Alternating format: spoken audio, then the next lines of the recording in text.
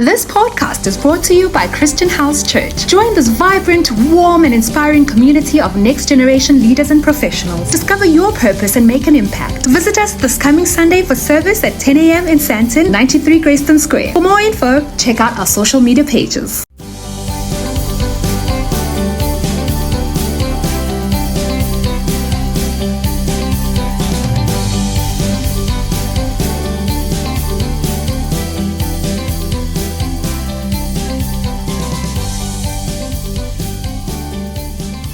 Hey friends, welcome to my mentor. This is a place for visionary leaders, entrepreneurs, and professionals. Today I'm really excited to be chatting to Bafedile, who is the founder of Sampada Private Equity.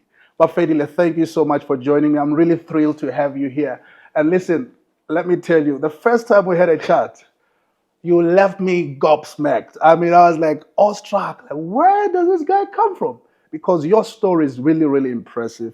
You founded a private equity firm doing billions of rands in revenue. Your companies are employing across the entire portfolio, more than 1,000 people. Yeah. Now, I'm really keen to get into the story of how it all started. But firstly, let me ask, where have you been hiding? Yeah, that's a very good question. I haven't been hiding. I've been around, but just focused on what we do, really. Yeah. I think my core focus as a businessman is just to make sure that I serve my clients and I serve the communities in which we operate. My job is not to be out there and to be a superstar. The people that we service are far more important than me. Yeah. So the fact that you don't know me is good, or you didn't know me is good. But the fact that you can see the impact of what we do is even better. Yeah. So yeah, it is deliberate.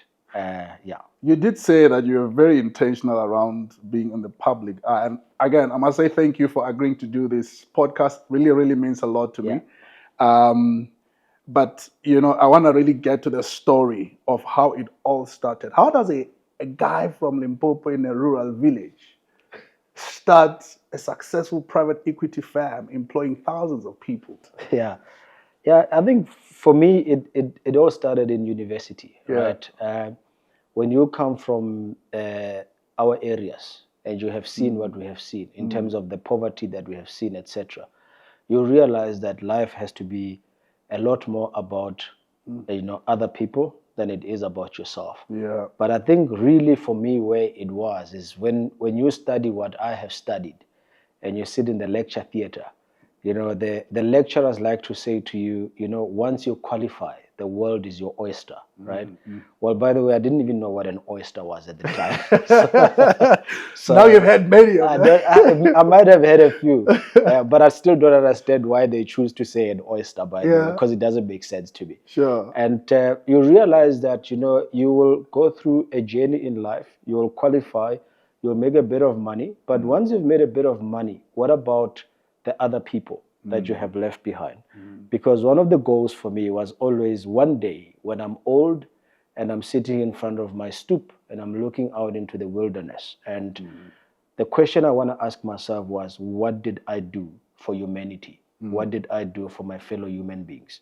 And that question stuck with me as a young boy. And that's why I decided to start a private equity firm, because I felt with a private equity firm, I could have a lot more impact.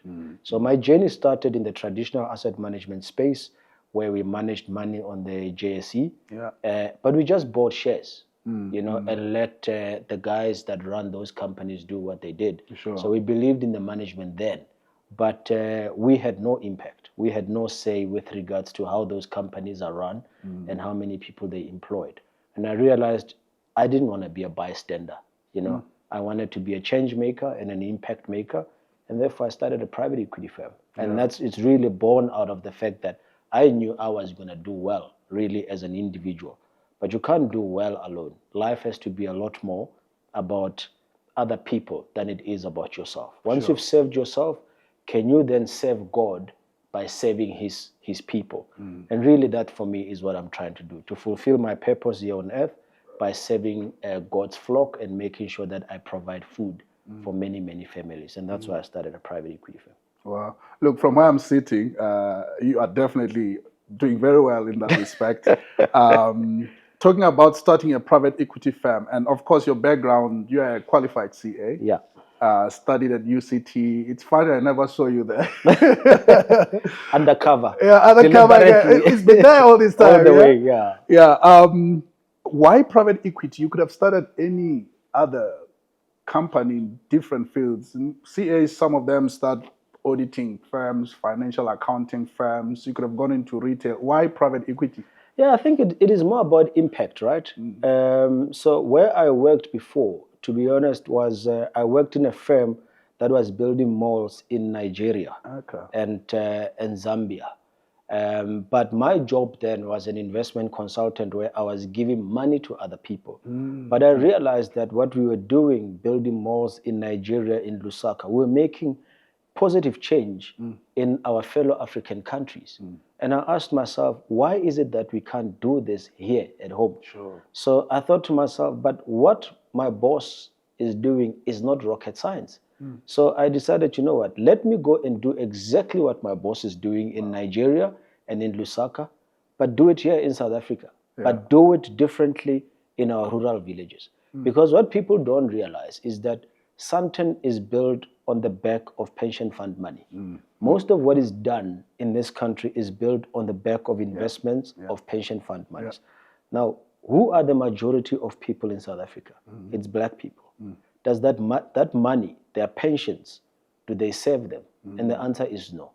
Santon is well developed. Rosebank is well developed. Pretoria is well developed. But is my village well developed? No. But we've got a lot of teachers, soldiers, nurses living in that area. And their money is sitting where? With the GEPF, for example. Their money must serve them in their communities. And that's what I sought to do, to make sure that the money that works as well for these people in Santon must go and work for these people in their rural villages. And that's why I started a private equity firm in the way that it was designed so that we could do this particular job. And obviously, from my perspective, it was also about impact.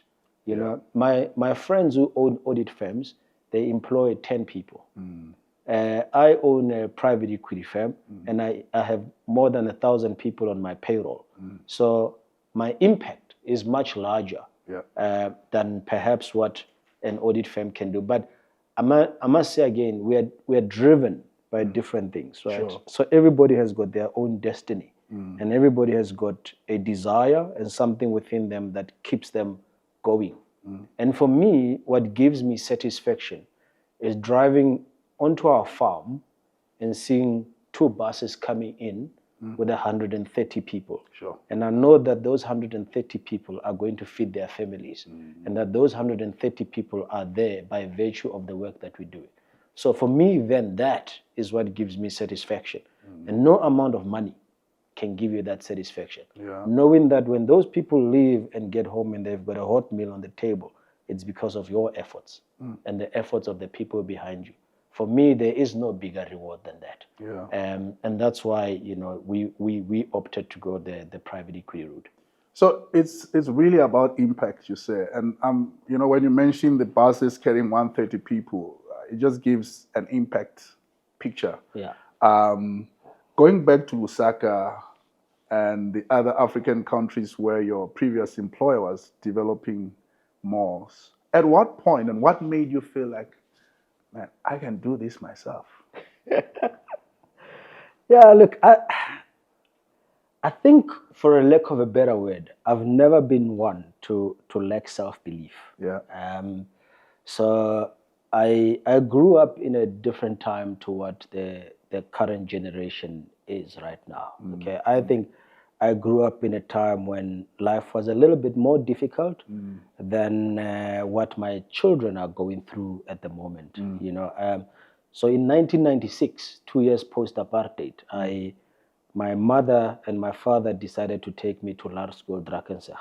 Right? So I went to a predominantly Afrikaans primary school. Is it? Yeah. So you can Prat? Yeah, I can Prat. Yeah. Wow. Okay. So, Yeah, of the 11 official languages in the country, I think there isn't one that you can speak and I won't understand. Oh, wow. And I've been privileged in that way because I think I've got a little bit of an inquisitive mind. Yeah. So 2 years post apartheid, I was in Laer School Drakensberg, and there it's really where I think my life was shaped a lot, because you would be made to to believe that you were somewhat inadequate. And you had to emerge out of that system with a belief that said, I'm not inadequate. Wow. You're not necessarily better than me. The blood that you have and the blood that I have, it's the same color. Yeah. We just happen to have a different sort of pigmentation. So one of the biggest drives in my life has always been to prove that we are equals, if not maybe better in a way, but we might not necessarily be better. But one thing for sure, we are equals. And so when I saw what my boss was doing, I thought, but this is not rocket science. And I must tell you, Jabu, it was a funny story thereafter, right? Because I went to a client to raise money. And I go to the client and I said to them, can you give me 320 million to build a mall? Yeah. They said to me, what do you know about building a mall? I said, but how difficult can it be? You get a construction company, you build the mall, you get ShopRite to come, and voila, Bob is your uncle. Yeah. And but I had a relationship with a client, and they knew that I was a qualified CA, and that somewhat I would be prudent with money. So they gave me the run around the bed. Eventually, they said, you know what, let us give it a try. Wow. So they gave it a try, but they put very strict conditions with regards to how that money should be dispersed. Because obviously, with us, most of the time, once the money comes, they made sure I didn't buy a G-Wagon, right? Yeah. So to tell you a funny story, then I went to Nedbank and I said to them, I want to buy a mall. I've got 320 million. The mall costs 206 million. Can you borrow me 103 million to buy the mall? And I put in my own 103 million. And they said to me, but you as a lighty, where do you get 103 million rent from? I said to them, don't worry about that. I've got the backing of a client. Yeah. And they said to me, so what do you know about building a mall? Tell us your experience about building a mall. And I said to Ken at the time, I think it was Ken, I said to him, but how difficult can it be to build a mall? You just build a structure, go to ShopRite and say, here's a structure, come in the mall. And Ken looked at me and he said, you still have a lot to learn, my boy.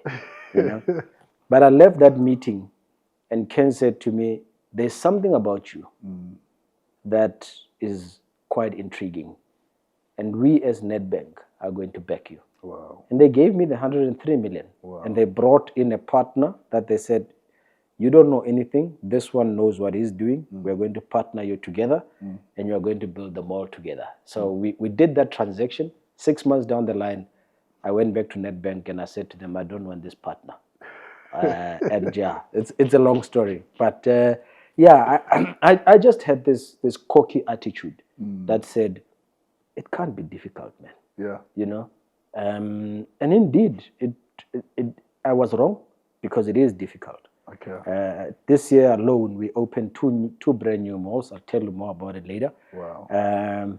But yeah, I mean, fast forward 10 years later, our business has grown from 320 million rand private equity to over 2.6 billion in private equity and 15 billion total in assets under management across our group.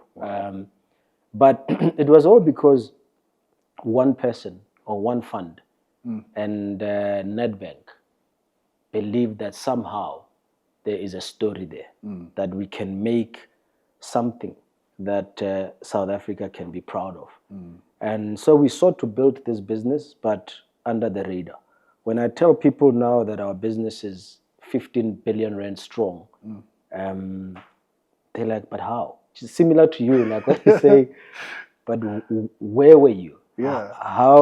How is it that you are here, but we don't know about it? Yeah. And it's simply because it's deliberate. Wow. Yeah, it's more about, our people and the people we serve than it is about us being known and putting ourselves out there as these amazing people. We're not these amazing people. We are here to serve. And that's what I keep telling my colleagues and everybody. We are here to serve. So $15 billion rand strong. And one of the things that make me feel like, man, there's something about these guys. When people start business, especially people from disadvantaged backgrounds, start something small there, start something small here. I mean, this is 15 billion we're talking about. Yeah. So you can tell already when you were starting, you had this big vision. I mean, even the guts to go ask someone for 300 and something million. Yeah. 5 million is fine for most people. 320 million, whatever the case is.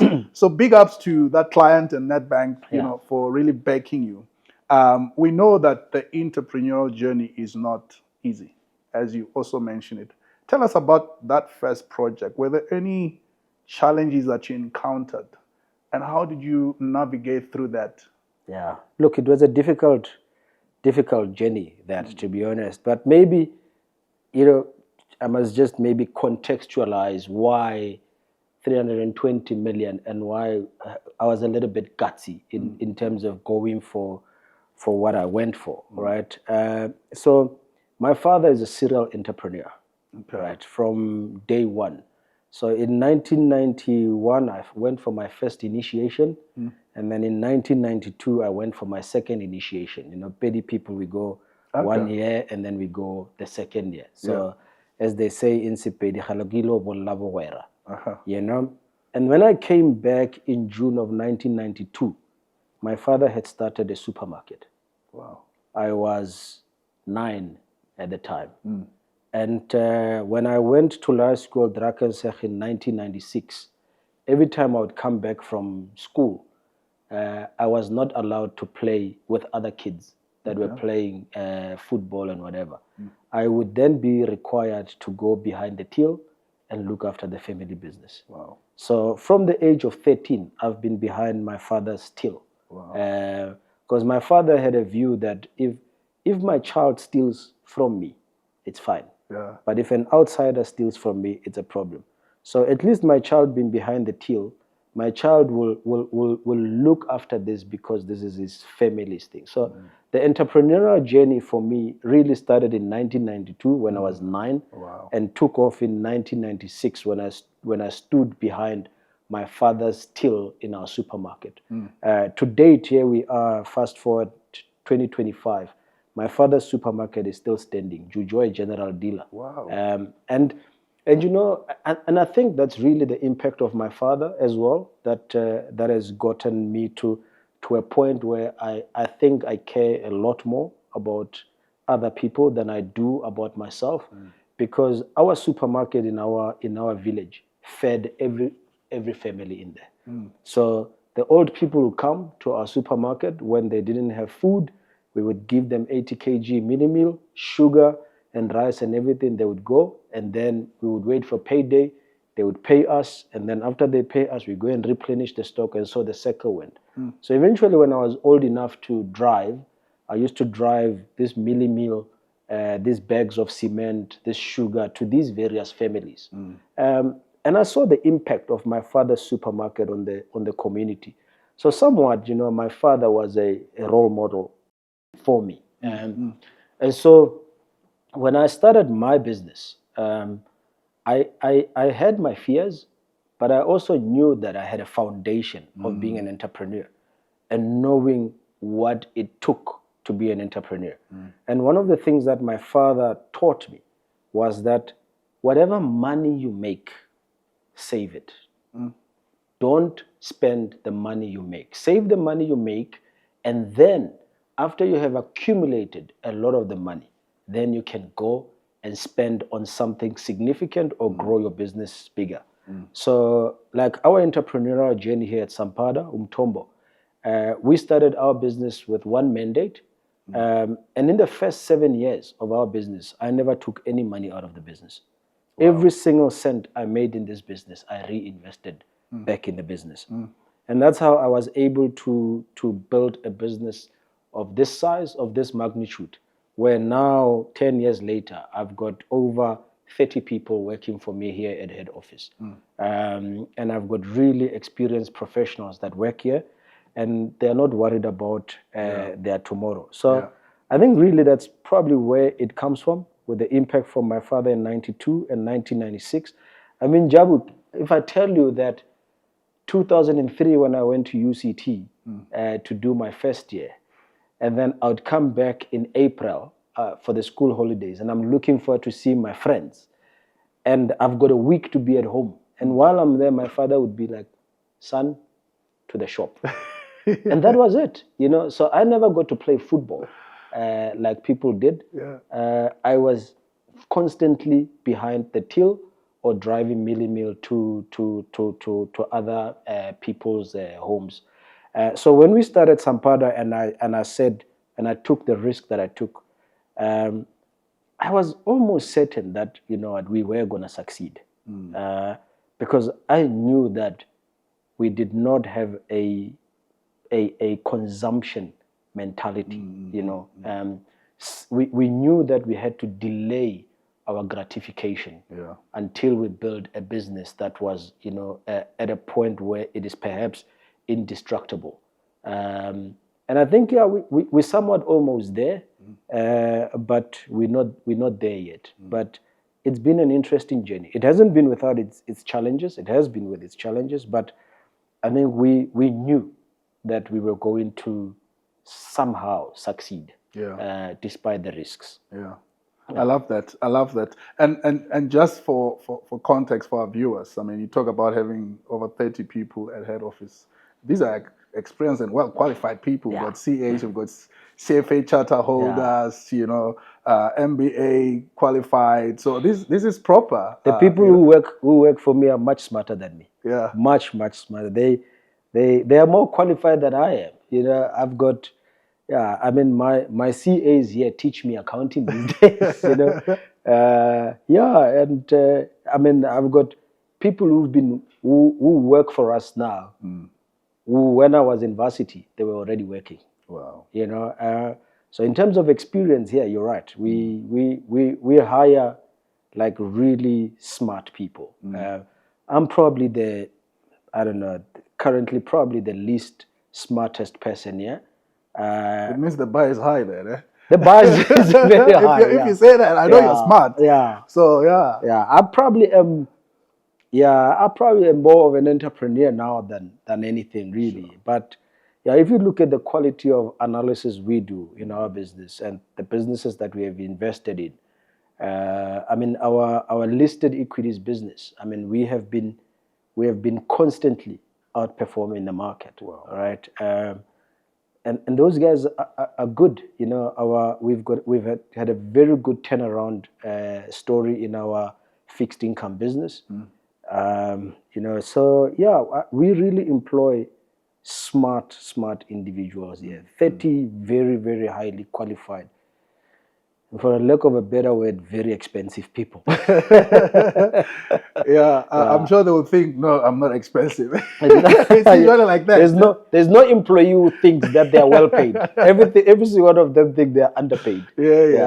So some of our viewers don't know what private equity is. And you spoke about starting with a mall, and it's a financial services company that you run, and there's a mall involved because that's the nature of private equity. Can you just help unpack for some of our viewers, how does private equity work? How do you end up investing in building a mall? And maybe you can touch on some of the malls that you have built or bought. So I think it's quite simple, right, to explain. So private equity simply means that you've got money that belongs to you. It's private money. And with this private money, you are able then to go and invest this money in various different ventures. We obviously build certain limitations into what we can invest, but it's not like your listed instruments that's quoted on the stock exchange where everybody knows a price, so knows what the quoted market price is. So it's really what we call unlisted instruments of various nature. In our business, we we have opted to go into one property, because property, we believe, is a safe bet. All right. One of the things that I've said to my clients is, if our business fails and somehow everything tanks, I want to return something to them, right? So if our business fails tomorrow, I will be able to return a mall to my client. And that client can then decide, okay, Bafedile, you failed to manage this mall. They can go to 10 other people and say to these 10 people, please put together a proposal to manage this mall and take it forward. The same with our red meat business, right? We've got an abattoir, and we've got over 8,000 cattle that we have in our business, where we're supposed to slaughter these cattle and provide red meat to the market. If our clients believe that we do not have the expertise to manage this, they can at least have an asset that they can take, that they can say to somebody else, manage it. So our key focus areas in Sampada, it's retail, where we build malls. It's agri, where we do strawberries and red meat. We export our strawberries to the Middle East. And we're busy now with our red meat export license. And then we also do financial services, where we invest in other smaller ventures. But really, in terms of our malls, a lot of people will probably see our malls, and even the people closest to me probably don't even know that those malls belong to Sampada. So we've got one in Tembisa. So for those people who drive in Tembisa and they're in Olifantsfontein, there's a mall there called Tembisa MegaMart that's got a Build It and a Pick and Pay and a Roots Butchery. So that mall belongs to us. So that is the very first investment we made in Sampada. Then we've got a mall, and then people who go to Krugersdorp, they pass Forestdale Mall on the right, and they drive straight, and they pass Bambanani Mall on the left in Diepsloot. So that's our mall as well. We've got a mall in Siyabuswa. And the reason why we went to Siyabuswa was quite simple.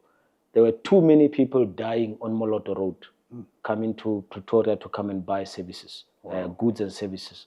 And so we plugged the mall in Siyabuswa to take people off the Moloto Road and keep them in their community so that those deaths could minimize. So really that was the driver behind our investment there. And we've done relatively okay with that mall. It's got its challenges, but we've done relatively okay. Then we've got a mall in Cape Town in an area called Goodwood. So Goodwood Mall is ours. We're in the process of possibly disposing of that asset. Gonna make some good money there. I think we might make, probably 120% return. Oh, powerful. We'll see how that goes. And then we had a mall in Bushbuck Ridge that we co-developed or redeveloped with a partner. We have since sold out of that mall.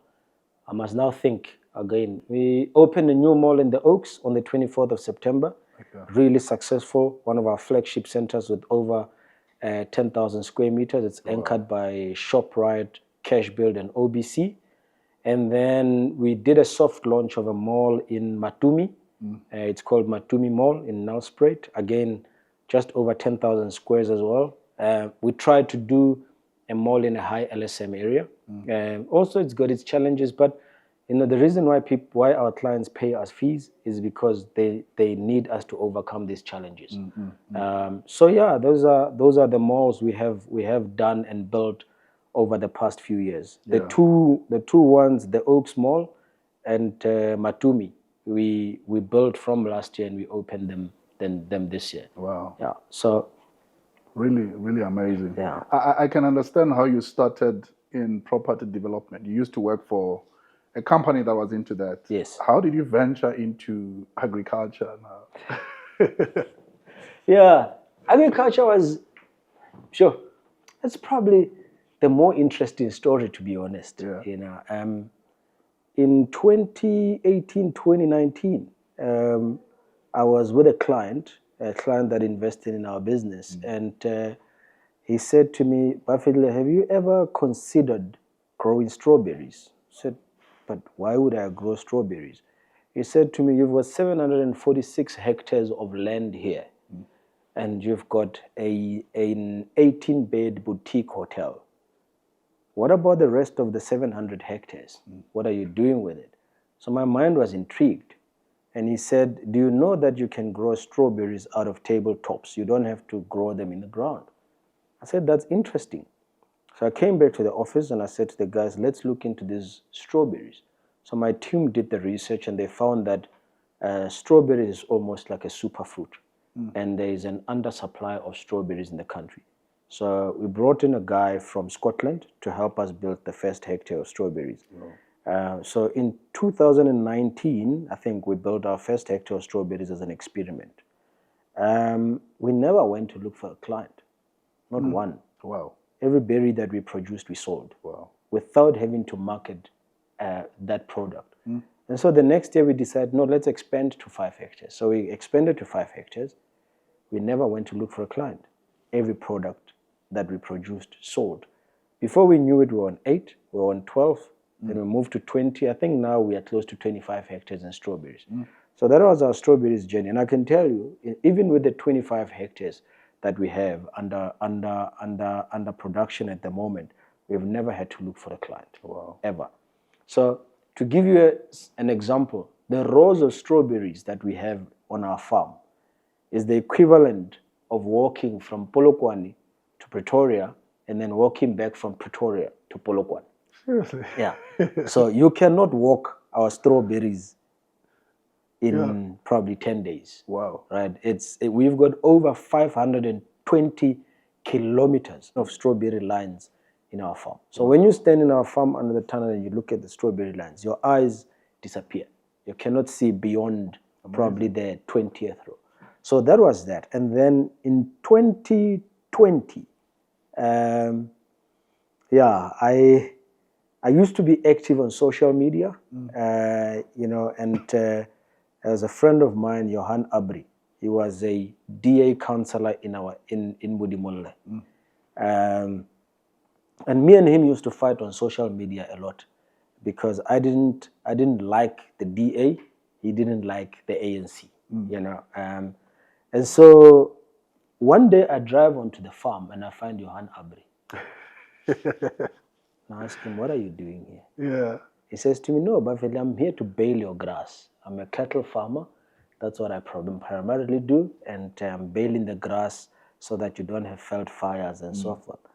And I said to him, oh, okay, that's interesting. So I went to Wayne and I said, what are you doing with this man? And Wayne said, no, man, he's a cool guy. He's baling our grass and we're going to sell the grass, we'll make a bit of money. So he left it at that. Fast forward, May, April, I go back to the farm and I find him there again. And then I say to him, Johan, let's have a cup of coffee. So Johan and I sit and we have a cup of coffee. And I think it was shortly after the lockdown, and he says, Bafedile, have you ever considered cattle farming? I said to him, what do you mean considered cattle farming? I've got no interest in cattle farming.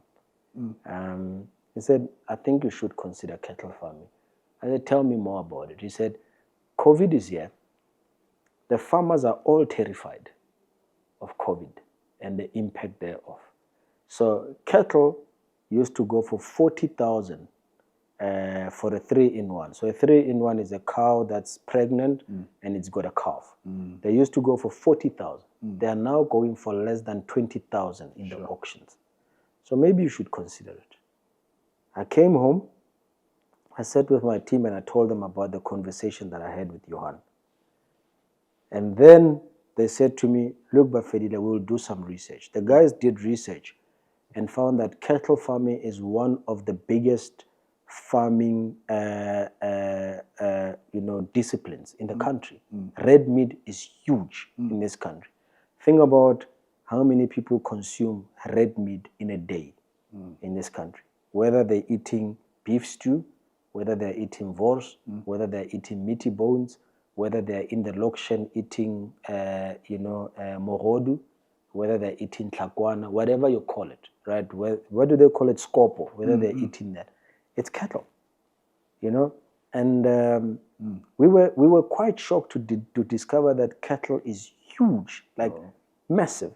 And the guy said to me, go and speak to him and see if we can do this thing. And Johan said, I went back in May, and he said to me, look, Bafedile, we just have to ride the wave of COVID. Give me 1.5 million to go to the auction, and buy up all the cattle that the guys are selling. I will drive them onto the farm. When the president reopens the country, I will take all the cattle back to the auction and I'll sell them for 40,000.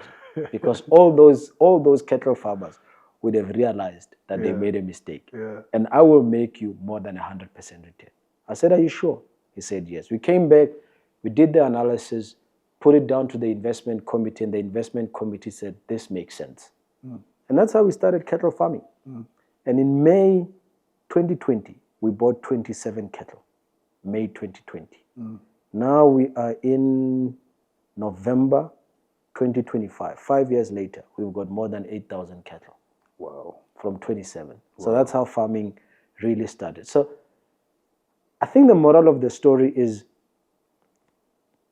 probably lies in a quote that lies in our boardroom. You know, so in our business, I ask every one of my employees to write a quote that defines what they stand for in this firm. What are they at Sampada for? And what are they aiming to contribute to our firm? And whatever it is that they're aiming to contribute to our firm, they must put it in a quote, in the way we do an A4 placard, and we put it in our boardroom. And when we have our meetings in our boardroom and somebody speaks or they do something in our firm, we go back to their quote and we say to them, Jabu, but you said you are here as a change maker. There you wrote it. Is that what you're doing? So one of my favorite quotes in the boardroom is, it says, opportunity is missed by many because it comes dressed in overalls and it looks like work.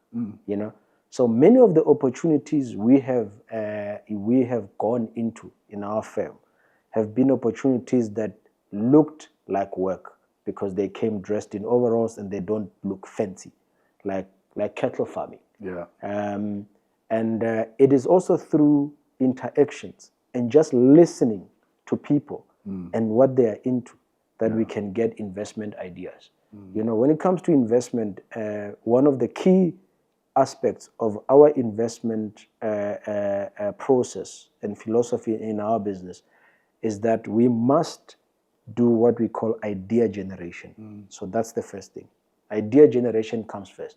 And what does idea generation mean? It means I'm having a conversation with Jabu, and Jabu says to me, but Buff, have you considered peanuts? You know, I was with another guy the other day. He was telling me how they do peanuts. And after Jabu says that, you go back and you do research on peanuts, and you discover, I missed an opportunity here. Let me look at peanuts. You know, so one of my friends was looking for a business idea, and I said to them, don't look far, you know. Think about the lady in Sandton that's selling plates at the rank. If that lady is selling a plate for 60 bucks, right? If she sells 100 plates a day, she's doing 6,000 rand. If she does that for 20 days in a month, she's doing 120,000 rand. How many of us earn 120,000 rand? But how many of us as well look down on those ladies in Sandton selling plates? We have got no idea how much money people are making out of doing the simplest things. So, and it goes back to the biblical story of Mosadi wa Msamaria, you know, because Mosadi wa Msamaria utimile Jesu mitsi, asatsibe gore ke Jesu, you know. So you look down on those people and you think that they don't have businesses and they are not making money. Meanwhile, they're making more money than us. I mean, 120,000 rand a month is 1.44 million per annum. True. We don't pay many in corporate, that amount. No, that's true. I mean, I remember the Casinomics guy mentioned a story of a lady who used to be a teacher who left the job to go and start selling as a street vendor, fed cooks and plates and all that. And she was making more money than she was making as a teacher. And he told this to the CEO of Capitec, that she's earning more money than your brand manager. He couldn't believe it. He said, no ways. Until he saw the facts. So your point is really, really valid and true. A lot of opportunities are hidden in what we look down on. And even the friendship element, I mean, you were fighting with your hand on social media. And here you are offering to have a cup of coffee, and look what comes out of Yeah. it, you know? Yeah. So I guess it also speaks to Ubuntu, and just being people who are always open to building and nurturing relationships. Yeah. Let's go to Euphoria. A lot of people know Euphoria. Yeah. Golf Estate, I think it's the best golf estate in Limpopo. Some of them may not know that you own it. Yeah. Those who know only know that you own that and not the other businesses. Tell us a bit about Euphoria. How did it all start? I'm really keen to understand that. Yeah, Euphoria was also an opportunistic buy, really. You know, we were not in the business of, buying golf estates. So one day I was again at the farm in Mudimolla, and our farm manager at the time comes to me and he says, "I've just played golf at Euphoria." I said, "What is that?" I didn't even play golf at the time, by the way, you know. So let's just, put this myth to bed once and for all, okay?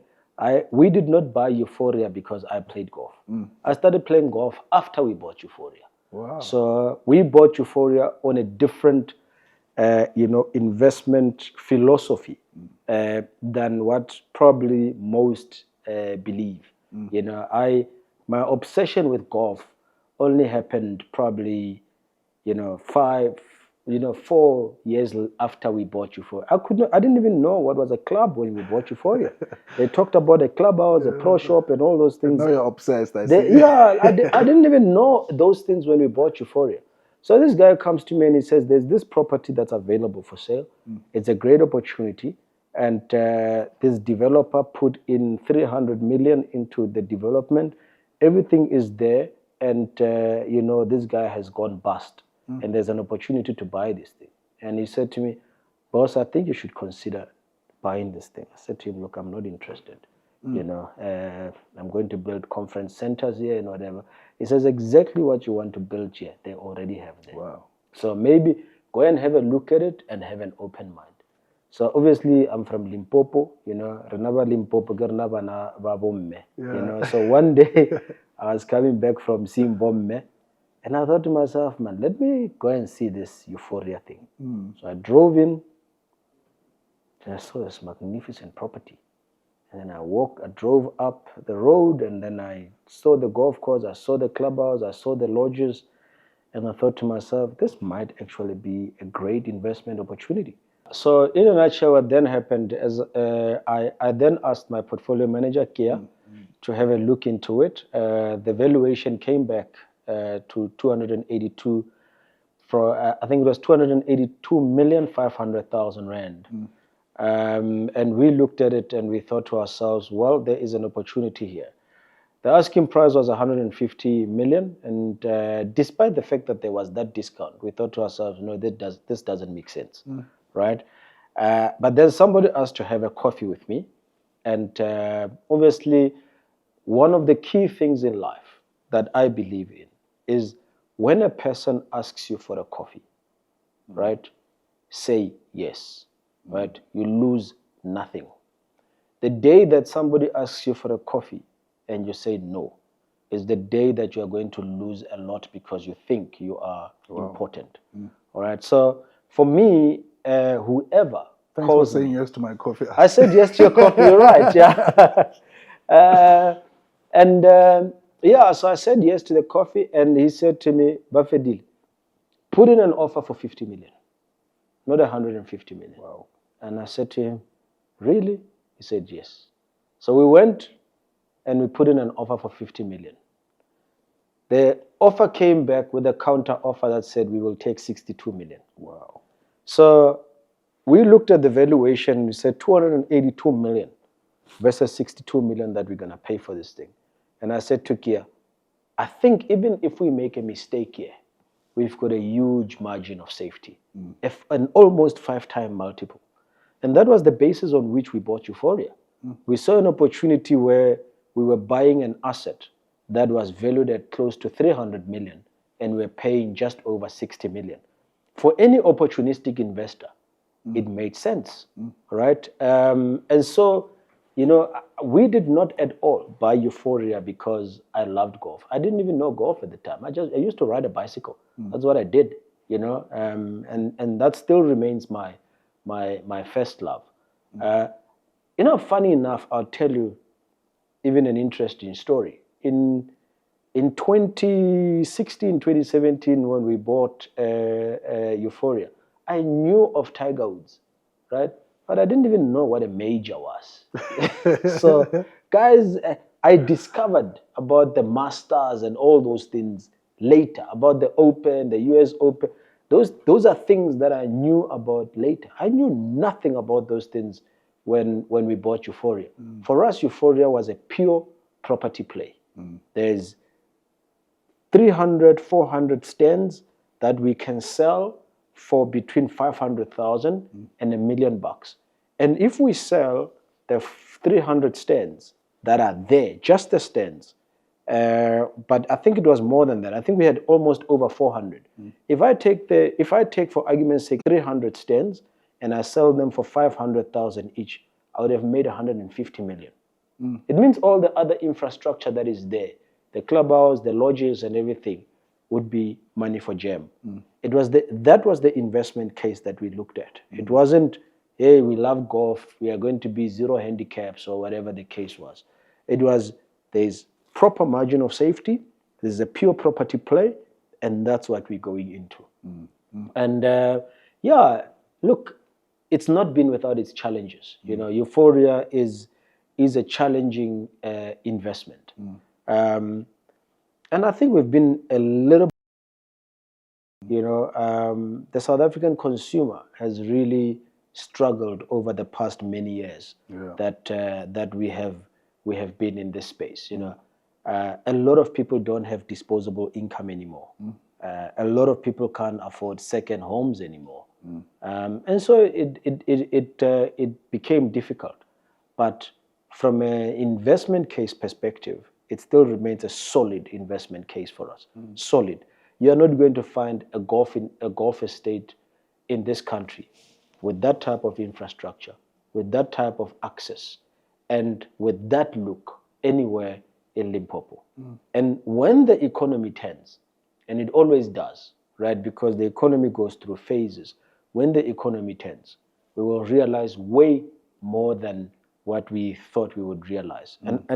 And as a firm, we believe that wholeheartedly. And we've seen that with other estates in Joburg, where they went down, prices were at 200,000, and now you can't even get a stand for less than 2 million. When we bought Euphoria, stands were selling for 160,000 rand. Now, if you want a golf course stand at Euphoria, you're going to pay minimum 550,000 rand. Wow. So that is really the investment case for us. The golf, whatever, that was an after the fact issue, because my general manager at the time said to me, Bafedile, you guys cannot own a golf estate and you don't play golf. And so that's when I took up golf and I decided, you know what, let me see what this is about. But overall, it's been great for our business. I honestly cannot sit here today, Jabu, and say to you that we would have grown to 15.5 billion if Euphoria didn't exist. Wow. So while it might not have realized the type of returns that we wanted to realize, for our business in totality, Euphoria has been phenomenal. We would not have Valtcon today if we didn't have Euphoria. We wouldn't. It's not possible at all. The type of investors that we've met, the type of relationships that we have fostered out of Euphoria, and the spin-offs that have come out of Euphoria for our business as a whole, it's invaluable. Wow. There's no way we can attach a monetary value to it. So the success of our business as a whole, and all the malls that we have built, all the businesses that we have done for our clients, if Euphoria had not been there, I doubt very much that we would have had all that success that we have today. That's really, really incredible. And to build a business like you've done, so big, so impactful, takes leadership. Yeah. And I've been listening to you. You've been bringing a lot of leadership nuggets here and there. I want to delve a little bit into that, your leadership philosophy. How do you approach leadership in leading this wonderful firm that you founded? Yeah. You've got qualified people, experienced people, and yet you give them space to really express themselves and deliver. Just talk to us about your leadership approach and philosophy. Sure. Where does my leadership impact come from? I think my leadership impact comes from a gentleman called Philip Hockeby. And Philip Hockeby was the CEO of Ernst & Young when I was a student at UCT. So in 2003, I started my first year of BCom accounts at UCT. And then because I had a scholarship from Ernst & Young, we would then in June be required to come and do VEC work.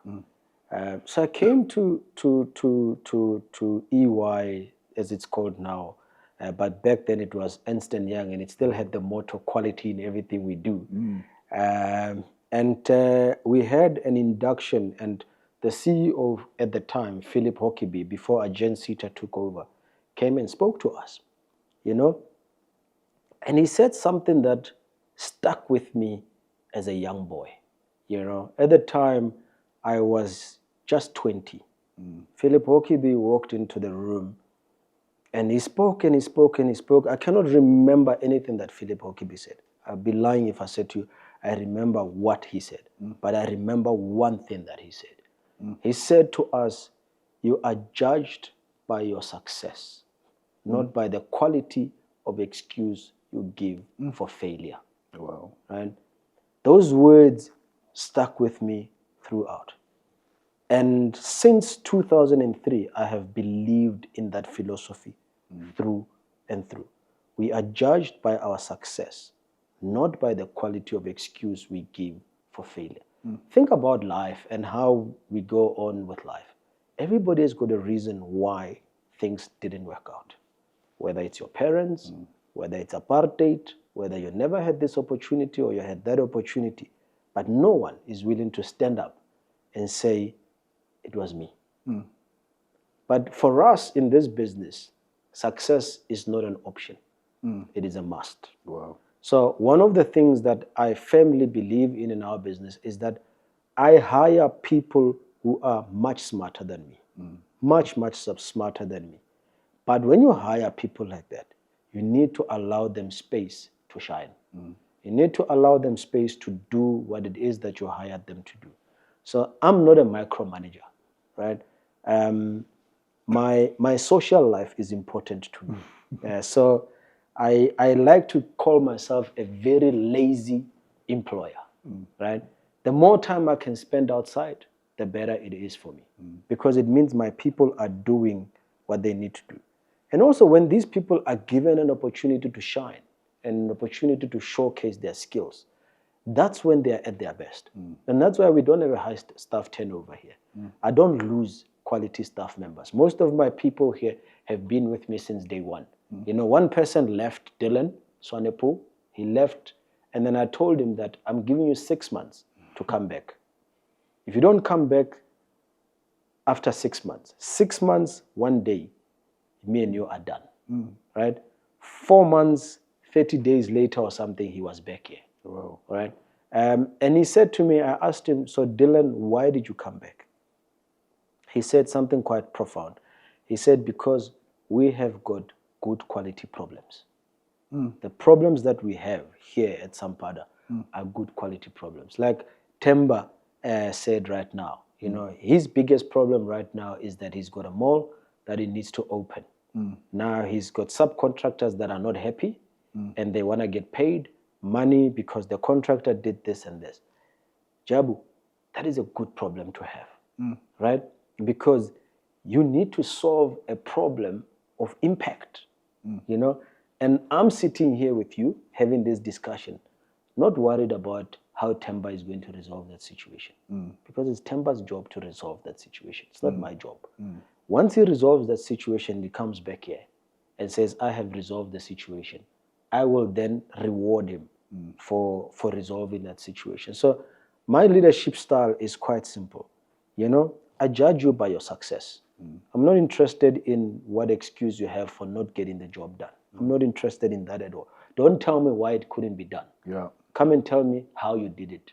So that's one. Secondly, I let you be. Do your job. You went to university. You've been trained for this. Just get it done. Simple. Number 3, contribute positively to the well-being of our firm. The one thing that I can guarantee you, Jabu, is that if you walk into our firm, right, you will see the harmony that flows in here. The people here are friends. They work well together. So we create an environment where people look forward to coming to work. You don't wake up in the morning and dread coming here. No. It's even during the lockdown, we were at home for 2 weeks. After 2 weeks, we said, let's find permits. Yeah. We need to get back to work. Because we really enjoy what we do. We love it here because, again, the impact of what we do, Jabu, it's immeasurable, right? When you stand after opening a mall and you stand on the stage and you see 1,500 people in the parking lot. Wow. And they're all cheering and they're all excited because the community has changed. And you walk into the shop and you see 40 people employed and the cashiers are smiling, the blockmen are smiling, ShopRite is buzzing, people are happy, they're working. I don't know what greater satisfaction anybody can wish for. So when we come back to work and we see that impact, it makes us want more of that. It becomes a drug, to say, how many more people can we impact? And so for me, it is about allowing my people as their leader to flourish. And where they have got challenges and they need my intervention, only then do they come to me. I don't sit and micromanage my people. The mall that we're going to open, Matumi, I will tell you this today. It's their 20th. Today is the 20th of November 2025. We are opening the mall on the 27th of November 2025. Can I tell you, I've never set foot in that mall. Wow. I've never been there. On the 27th, when we go open that mall, it will be the first time I'm there. Right? But I've got a property development executive, Onke, who knows what he's doing, and I trust him. I've got a property development manager in Temba, who knows what he's doing, and I trust him. I've got my head of legal in Lee, who knows what she's doing, and I trust her. I have seen the agreements, and I was there when the investment case was presented, and it made sense, and my people know what they're doing. So I cannot be in 100,000 different places. I need to allow my people to do what it is that they have been brought here to do. Yeah. And for me, that's really the type of leadership style that I like. I don't know when last I did a VLOOKUP. And I'm just not interested. Yeah. I'm happy to go to the bank and chat to them about the challenges of lending us money and build that relationship with them. I'm happy to go to the client and say, I need 500 million to do XYZ. That's my job. But don't ask me to sit in front of a computer with Excel and do what my portfolio manager is supposed to do. Sure. Because then I'm going to frustrate my portfolio manager. No, really amazing. I'm sure as you speak about your firm, a lot of people wish they could be sending CVs to come join this wonderful family. It's clear, as you've mentioned, that your success has been underpinned by your parents and your upbringing and the exposure you got from your dad. I want to go back to your upbringing. Far. You mentioned you got a scholarship from EY. You must have been a smart kid back at home. Just tell us about your upbringing. How was the schooling life like? Were you one of those nerdy guys? You were not playing soccer, so clearly you were either working or studying. Yeah, it was one of those, actually. So, my upbringing was quite interesting, right? So, I'm blessed to still have both parents. So My mom and my father are still alive. My father is a mere 66 years old this year.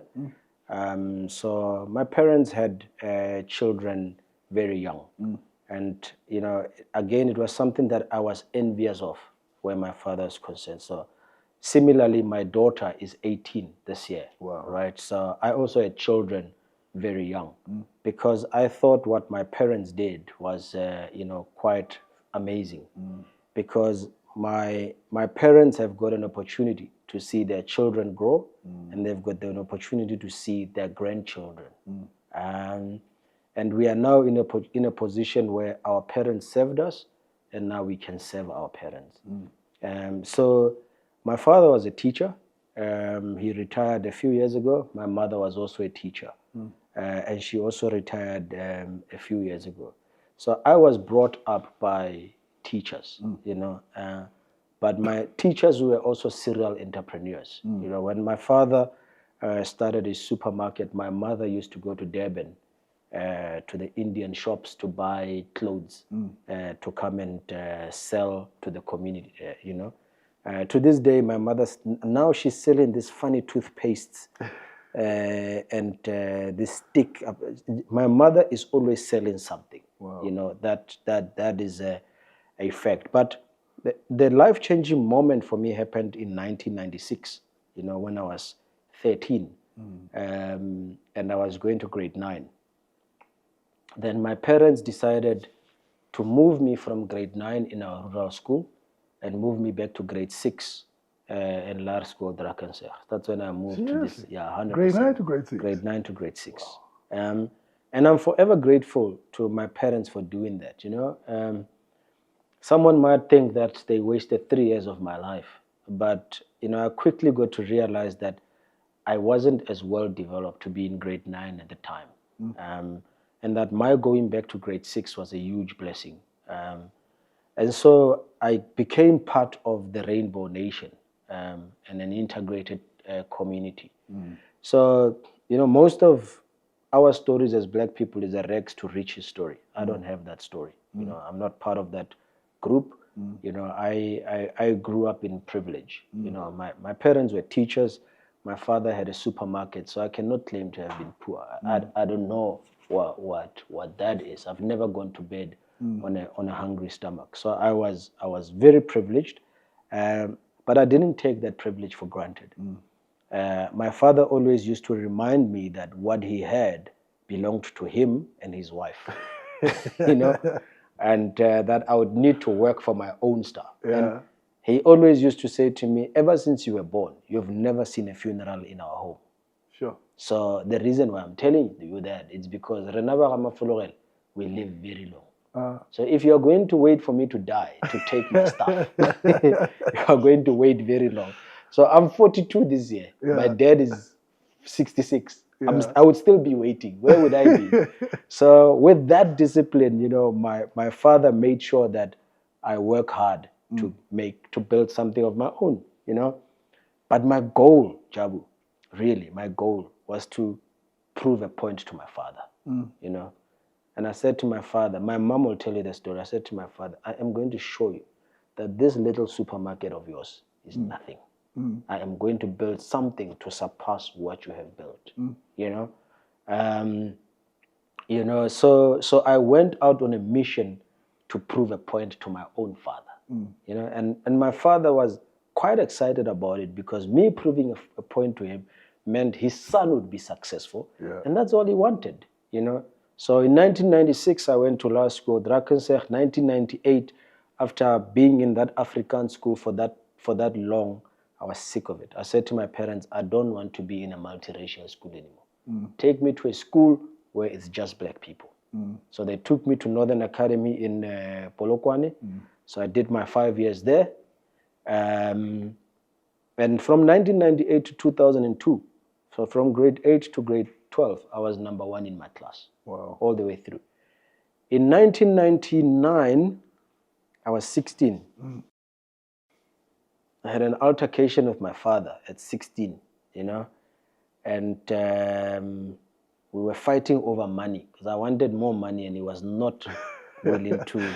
You had been clear. Get your own. Yeah, absolutely. So I decided at the age of 16 to apply for scholarships. So I wrote to Telkom, I wrote to Anglo, and I said I want a scholarship, right? So Telkom wrote back to me, and they gave me a scholarship. So from grade 10, I think through to grade 12, Telkom paid my fees. Wow. In 2002, when I was doing matric, I decided I was going to be an engineer. So I applied to all the universities for engineering, but I had a backup plan to be an accountant. But my heart was set on engineering. Yeah. What happened? Anglo gave me a scholarship for engineering. As I said, I was number one in my class throughout. So yes, you're right. I was as a young boy, I was quite smart. You know, my ex-schoolmates will tell you I was very, very cocky. Like, I've just had this confidence and this cockiness that said I was the best. Yeah. And I think that sort of confidence and cockiness is what has carried me through all the time. I don't walk into a room and feel inferior. I don't walk into a room and see Jabu and think Jabu is better than me. No, Jabu is going to have to see that I am better than him, you know? And you know what? Let our fight be about who is better. Let's see when the academic marks come out. Yeah. So I remember 2003, my first year at UCT, we wrote our first exam, Statistics 101. And you know those exams with negative marking? Yeah. And you know, my friends were like, yeah, we'll see, Bafedile, you don't study, you're going to fail. I wrote that exam, I got 100%. Wow. With negative marking. I said, yeah, you see, I've marked every answer because I'm not scared. I know my stuff. Sure. So I've always had that sort of, you know, arrogance and belief that I was really good at what I was doing, and still to this day, here in Sampada, one thing that I do tell my people here is, remember one thing: I hire you because I don't have the time to do what you do, but I don't hire you because I can't do it. I can do it. I just don't have the time. So you do it now. So don't sit there and think that you are doing me a favor, or that what you are doing I can't do. I can do it. I just, unfortunately, my time does not allow me to do it. But you know, sometimes I say that, you know, just to, you know, ruffle them up a bit. You need that now and then. Absolutely, but I can't do what they do. So yeah, I was a bit of a nerd, and in UCT, it was again a tough period. You know, UCT, it's the rich here and the rest of us here. You know, there's no in between. You know, you go into class and you walk from lower campus. You know, I stayed in College House. And I would walk from lower campus to upper campus in the rain. Shucks, and that hill, eh? Then that hill, eh? And the guy who stays with you in the same res is driving in a car. No, the car parking was full. Absolutely, you know. And you realize, my God, am I this poor? You know, because you come from a village, your father owns a supermarket, you think you are there. You know, but your father won't buy you a car. And then you realize I am poor. And then you're like, no, man, I need to work hard. So university for me was very simple. I chose to leave Polokwane to go to UCT because I didn't want any of my friends. And I said to my mom and my father at the time that then these next 4 years are the most important 4 years of my life. And so I want nothing and nobody to distract me. So my life at UCT was lower campus, upper campus, food. Lower campus, upper campus, food. So that was the first 3 years. Then I was doing my postgraduate. Then it was lower campus. No, it was Lisbik Gardens, a bus, library, lecture hall, library, the bus back to Lisbik, sleep, eat. Same routine. So no wonder I never met you there. Absolutely. But one of the things that my father said to me, and I think this is probably one of the areas where he helped me a lot. He said to me, son, everything in life can wait. Women can wait. Sex is going nowhere. Children can wait. Go and get your degree, be independent, earn your own money. And I promise you, once you have done that, I'll give you all the freedom you want to do whatever you want. But please do not, under any circumstances, let another family walk in here and say to us, here is a child that your son has made. Because if that happens, I will kill you.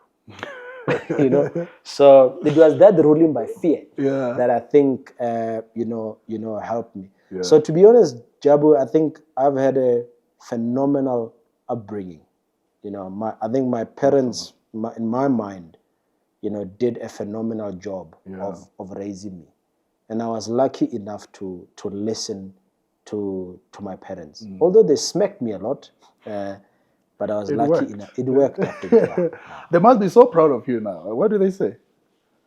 Do they know all the success you've achieved, or are you still keeping it under wraps even with them? Yeah, I don't think that my parents know the full extent of what I have done and what I do. And I want to keep it that way. You know, I know that they are very proud.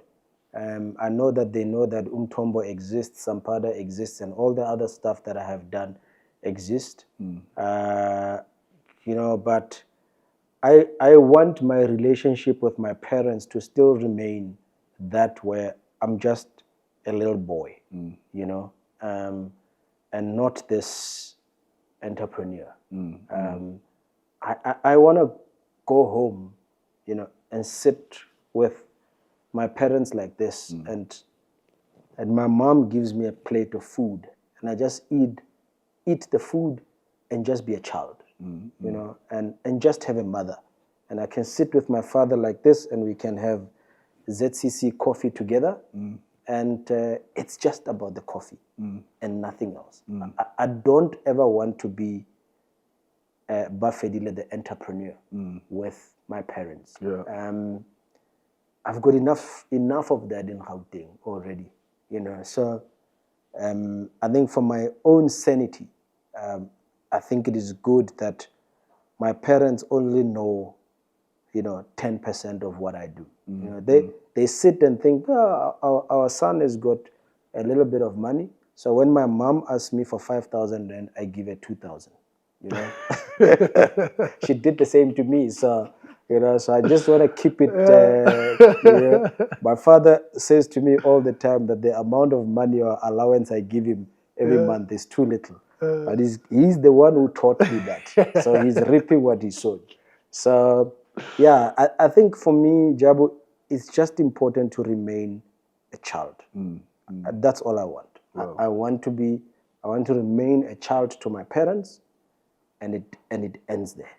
I don't ever want to be anything else. Sure. Because the day our relationship changes to where I am a bank account, then I think we would lose our values. And I don't want that at all.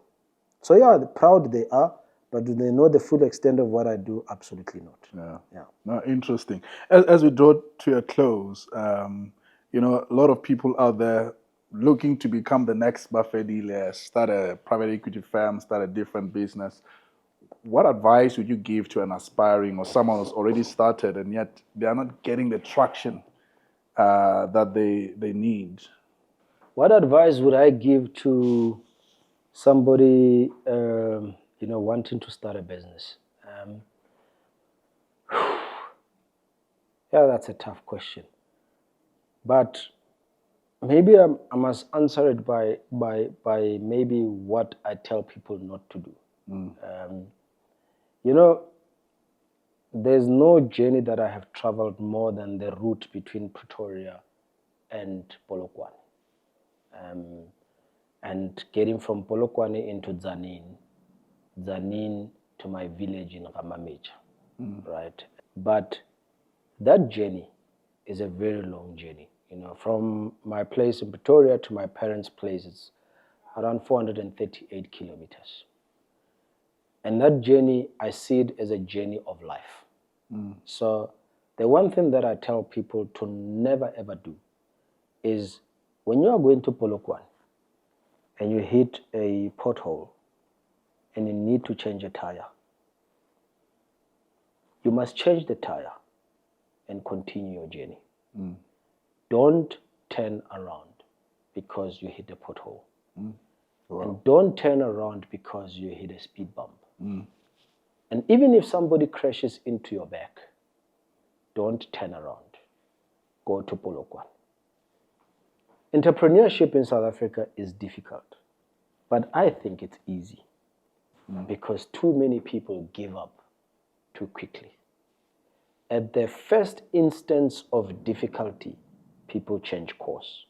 At the first instance of, this or that, people change course and they stop.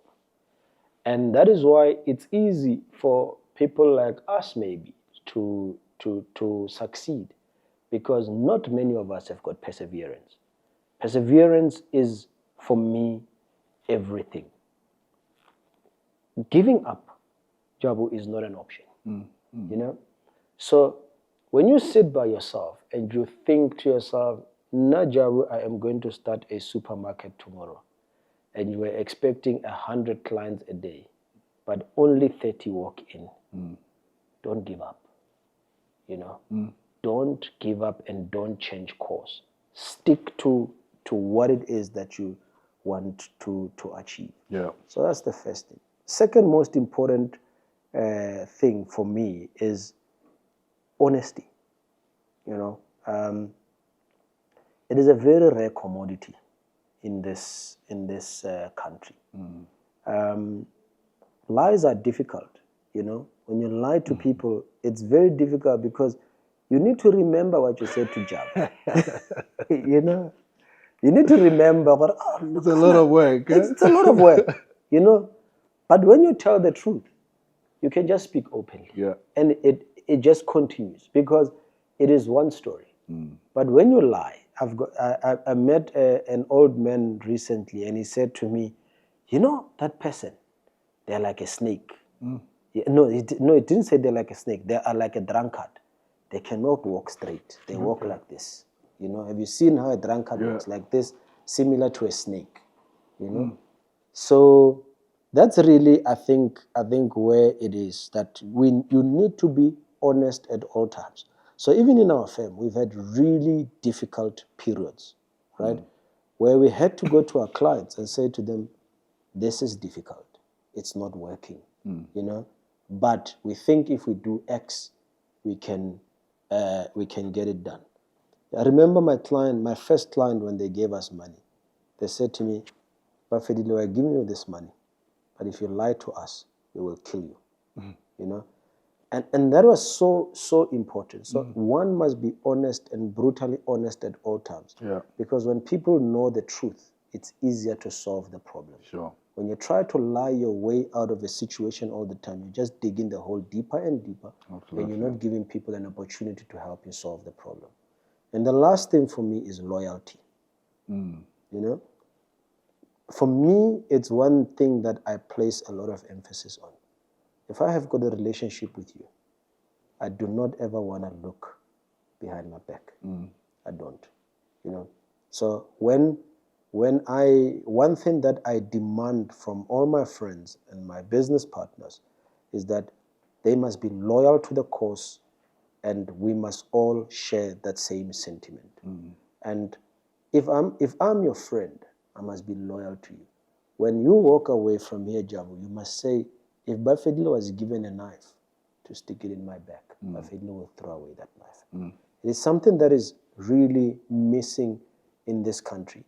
And it is missing because a lot of people are looking for a shortcut to riches. There is no shortcuts, none.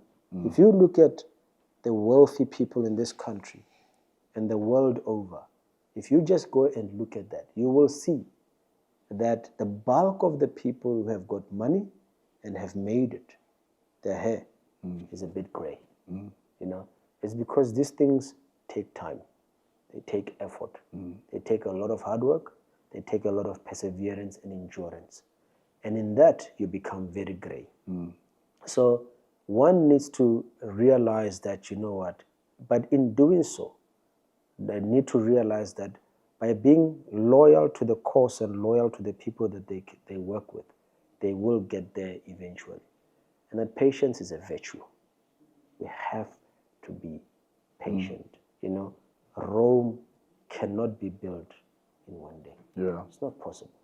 You know, it took us 10 years to build what we have here. You know, at Jabu, I could have bought a G-Wagon, right? I could have bought a G63 in my first year of opening Sampada, but I did not. You know, I continued to drive the same car that I had when I left my employment, right? And I continued to live in the same house that I lived in when I was employed. And for me, it is about that. It is about realizing that you also need to delay your gratification. Yeah. It's important to delay your gratification. That aspect is very, very important. But to think that you can do it overnight, it's not possible. But also, to change course because you've had some blip, it's not possible. Yeah. You know, Jabu, I'm sure you employ a lot of people. Look today, when you look at a CV of a person, and you don't go into their qualifications and whatever, those things remain constant. Just go to their employment history and see how many times they have jumped. You know? Yeah. Nowadays, it's very difficult to give people long service awards because people aren't loyal anymore. Yeah. Social media, everything has taught us that everything can be done now. You know? But we don't see the hard yards. I think people now, for example, are going to see this podcast. They see me and you having this conversation, and we are under these lights and whatever. But behind the scenes, there are 20 people. They don't see the hard work of these 20 people. So they're looking at you and saying, Jabu is doing a podcast. Look at the lights, I can do it. But the 20 people behind, they don't see it. And that's where, again, you look at it where people think it's easy. It's not easy. You know, we've got a lot of sleepless nights and a lot of sacrifice. And lastly, choose your partner well. Yeah. Choose your partner well. Somebody who compliments you, somebody who shares your dreams, and somebody who does not see you as competition, and somebody who encourages you, you know, and says, this is your life, this is what you want to get, go and get it. You know, not somebody who, when you need to work 22 hours a day, they say to you, but you are neglecting the children. You know, but when you don't have money to pay school fees, what then? Right? So again, it's a balancing act of exactly, you know, these things. So for me, I think it's those important principles. But never ever forget to live your life. Right? So that is that. Never ever forget to live your life. I think a lot of us as entrepreneurs, we get stuck so much in our work and in our businesses, and we forget to live our lives. It is important to not forget to live your life. Yeah. And you're doing that very well. When I talk to you, you're either at a golf course and not the golf course close by. Riding a bicycle. Yeah, exactly. Yeah, I've just come back from playing golf in Japan. Yeah. Amazing. I want to draw to a close. And thanks for those powerful wisdom nuggets. What's next for Sampada? What's next for Sampada? You know, our business is a business of firsts, right? So the big goal right now is one, we are 8,000 cattle strong in our red meat business. We need to get that number within the next 6 to 8 months to 18,000. Wow. So that is a core focus of our business. We are slaughtering now just short of 2,000 cattle a month. What's next for Sampada is to get that number to 4,000 and then eventually to 6,000 a month. So that's the goal. So that's the first thing that is of utmost importance. The most important goal that we have in our business right now is to establish a life insurance business. And why a life insurance business, Jabu? It's because when you look at South Africa and its landscape as it exists at the moment, there is not a single black-owned life insurance company that we as black people can look at and be proud of, right? And I apologize to all the black life insurance owners out there. Maybe they can come onto your podcast and say, no, Bafedile, you were wrong here, But when you look outside, you see Mutual, you see Sanlam, you see Momentum. And for me, Jabu, that's really, I think, right now where my objective as an entrepreneur has changed. We have built our business over the past 10 years to here. What is next for Sampada, as you asked, right? So I just want us to reflect a little bit on our journey as black people. If we look at Sandton, where do we feature? And there's not much where we feature. If you look at our journey as black people over the past 31 years of freedom that we've had since 1994, besides Patrice Motsepe and African rainbow minerals that we know, right? What can we point to as people of color that we can say we are so proud of this and that is our achievement? I want somebody to please come and talk to me about that, because I would like to punt that story. But let's look at what other nations have done. So you've got Investec that was built by Stephen Kosef. You've got Discovery that was built by Adrian Gore.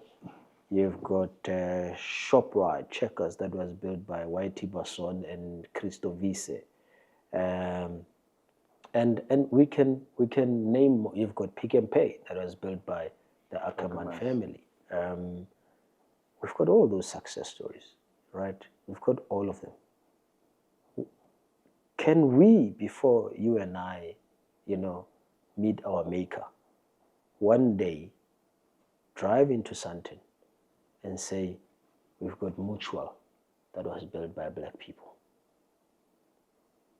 That for me is really the challenge right now, right? And that is why I feel strongly that we need to go and build our own life insurance company as Sampada, where we can go and focus on life insurance for groups in South Africa, because our clients are groups.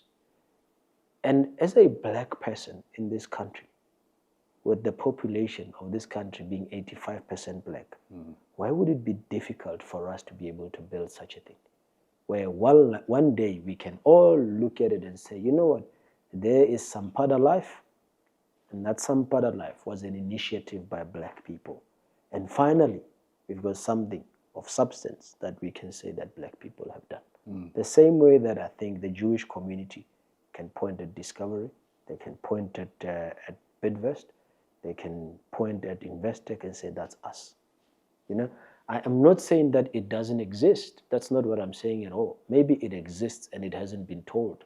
And maybe that's the next challenge to you, to go and unearth that big thing that has happened outside of Patrice Motsepe and African rainbow minerals, and show us that, look, Buff, you were wrong.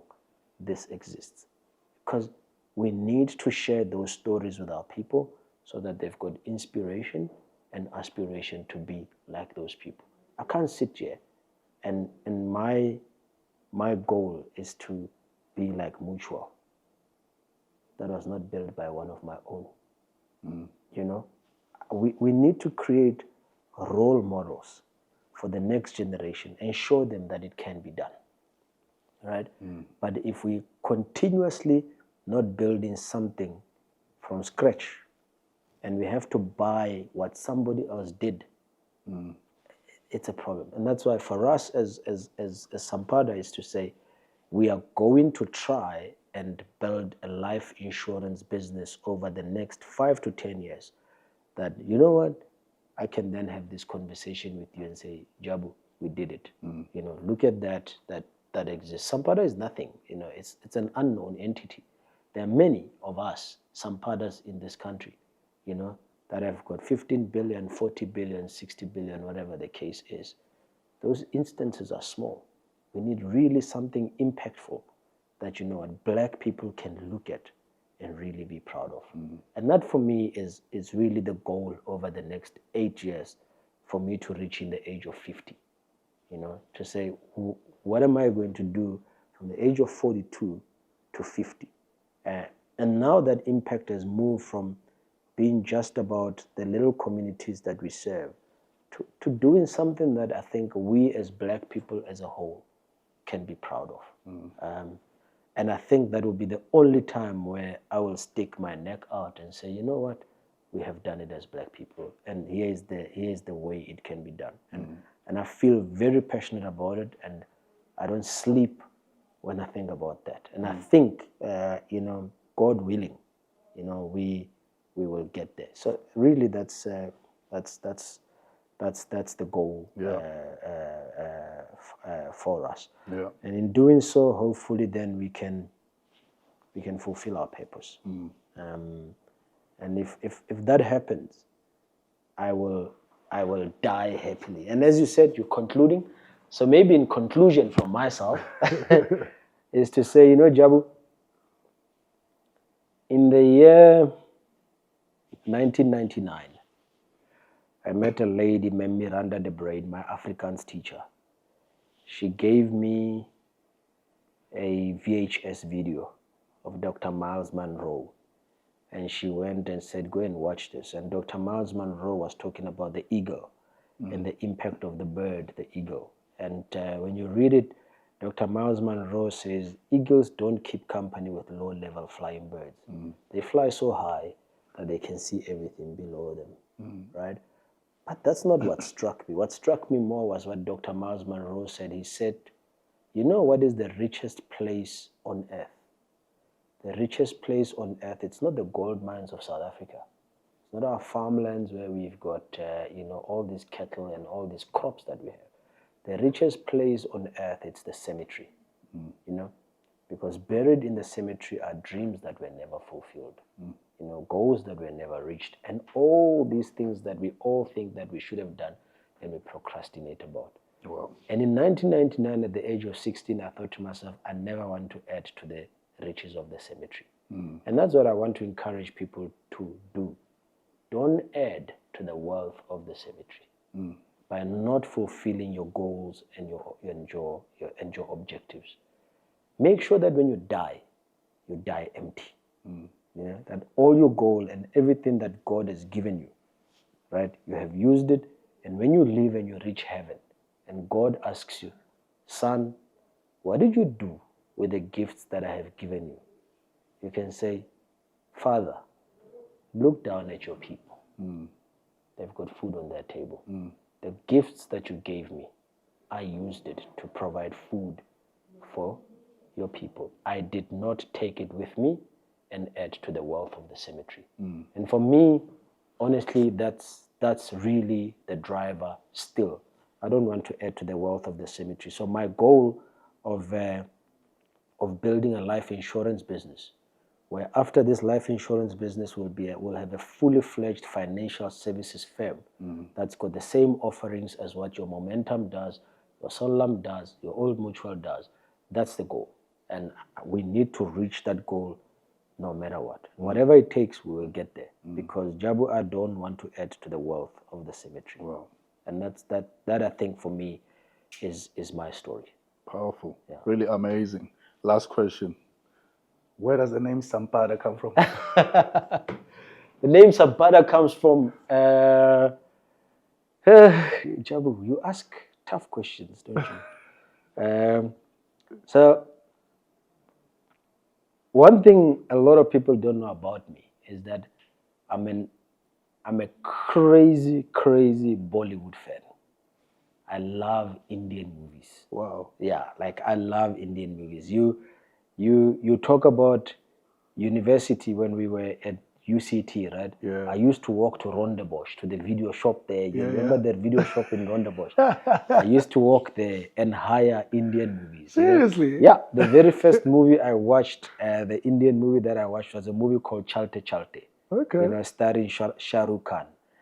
And I just love Indian movies and, the Bollywood movies because of the value systems that they teach and the importance that they place on family. So when I started the firm, right, I then went and looked for what is wealth in an Indian language. And because most of the movies I watch were Hindi, I found what is wealth in Hindi. And Sampada is simply wealth in Hindi. Wow. And that is derived from all the Indian movies that I've watched. So, and that's really where the essence of it is. So Sampada Private Equity is literally wealth private equity. Amazing. Yeah, so that's where it comes from. So, and it's all out of my Bollywood influence. Yeah. So who would have thought? Who would have I didn't thought? know that. Yeah. Baf, thank you so much. You said I bullied you into this podcast, but really I didn't. You were just too gracious to allow me to interview you, and I'm very grateful for that. I'm sure our viewers are very grateful as well. I've really enjoyed this chat, and all the I don't best. do this. I know. Yeah. I know. Yeah. I've not seen any of your videos. 100%. Yeah. All the best for your ventures in the firm, and I'm sure without any doubt you'll do well. You've already proven you've got the guts for it, the confidence, the backing of your clients as well as your staff. So wish you all the best. And just to our viewers, just to say we wrapped up. And this is Bafedile, founder and CEO of Sampada Private Equity, currently managing 15 billion rands of assets. They own different firms, companies under the firm, employing more than 1,000 people in their company. Really, really amazing story. Thank you so much for watching.